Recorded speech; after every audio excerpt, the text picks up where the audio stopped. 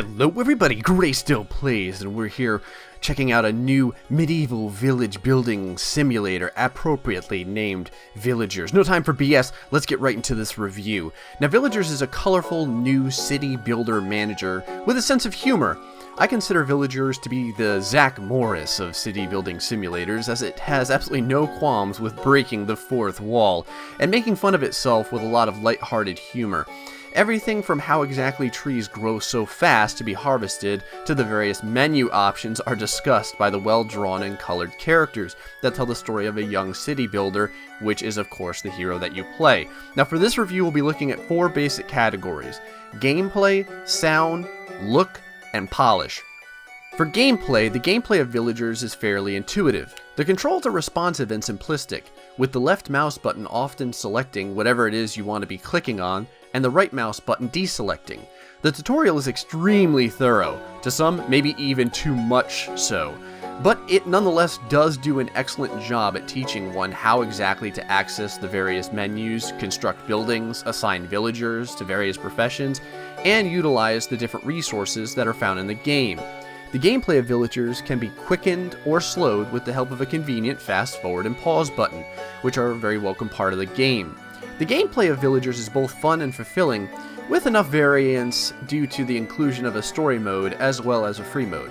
The only issue is that the story mode is extremely short, giving most players approximately 3 to 5 hours of gameplay. For the totality of the gameplay, I'm giving the game an 8 out of 10.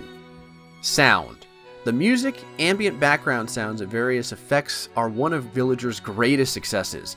The effects utilized for accessing menus, making selections, and moving through the options are perfect. The music itself is rich, appropriate for the setting, and very tastefully done. The ambient background noises are good, with various cheers, coughs, crowded talking, as well as effects for buildings and even more obscure actions, such as firing a hunter's bow. The sound earns a hearty 9 out of 10. The look.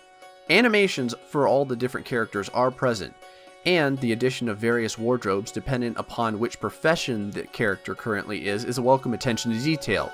The map, being represented as if though it were a drawn cartographer's map come to life on a tabletop, is a fresh way to look at the world itself.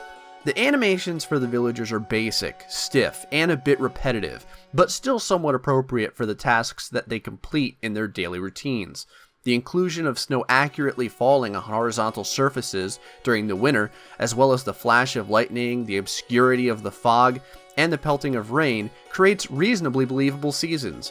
The artwork of the game is professional and well drawn, with coloring and shading done in an aesthetically pleasing manner. All in all, although the animations and artwork are not perfect, it is clear that effort went into producing a high quality. This is going to get a 7 out of 10. Polish. The game suffers from great polish in some places and a lack of polish in others.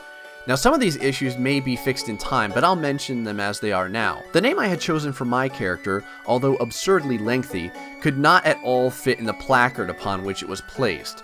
This caused the letters to flood over the sides, creating a very amateurish look. The animations, again, while appropriate in action as I've stated before, are not at all in the correct direction or area at times. For instance, a hunter hunting a boar will fire his arrow to the right, but the boar to the left will die. The various screens, options, and clicking reticles are well done, and the script is mostly well written.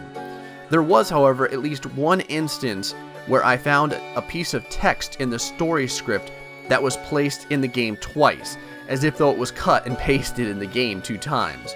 Overall, I give the polish a 6 out of 10. So, the overall score for Villagers is a 7.5 out of 10 for an indie-style game, which means that it is above average. Villagers has a lot of good things going for it, and it has a few things that it can definitely be improved upon. Overall, though, it is a fun, friendly, and light-hearted most of the time medieval simulator-style game. Anyway, thanks everyone for watching, hope you enjoyed the review, stay foxy, and much love.